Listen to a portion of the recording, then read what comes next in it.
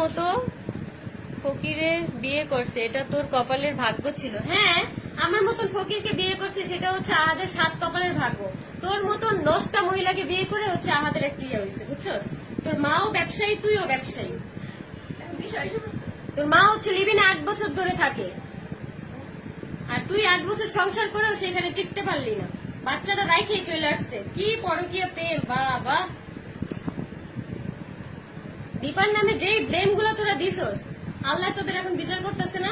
দীপা কোনো কিছুই করে না। দীপার নামে যা যা বলে আমাকে ভুল বুঝাইছস, এগুলো হচ্ছে তোদের বিচার হবে আল্লাহর কাছে, তোদের বিচার। তুই যে এগুলো ওরাই দিচ্ছে, আমার ওরাই দিচ্ছে, আপুরাই রিপ্লাই কমেন্ট দিচ্ছে। দেখে বোঝে না যে সেই এটা কে। এই যে পরিমণির শাড়ি কাটার অসম্ভব সুন্দর। আপনার জামাইয়ের মোট কয়টা বিয়ে হয়েছে? আমার জামাইয়ের মোট 4টা বিয়ে হয়েছে। এক হচ্ছে দীপা, তারপর হচ্ছে তিশা, তারপর হচ্ছে ওই মেয়েটা, ওই মেয়েটার নামও আমি জানি না, আমাকে বলেও নেই কোনোদিন। তারপর হচ্ছে আমি।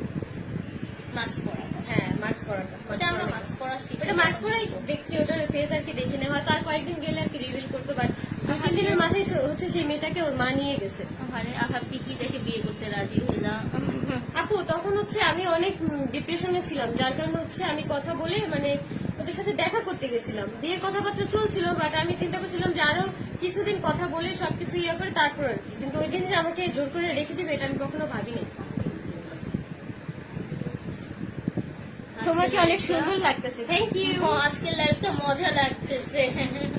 আখি তুই হচ্ছে ফকির নি, আমি কোনোদিনও বলি নাই যে আমি বড়লোক। ভাই, ও কি বলছে আমি জমিদারের মাইয়া? হ্যাঁ, আমি গরিবের মেয়ে, আমি গার্মেন্টসে জব করছি, আমি সবসময় বলি। এটা নিয়ে আমার বিন্দু মাত্র কোনো সমস্যা নেই, আমি কখনো বলি নাই। আমার বাবা আমেরিকা থাকে, আমার বাবা বিদেশ থাকে, আমার মার অনেক কিছু আছে।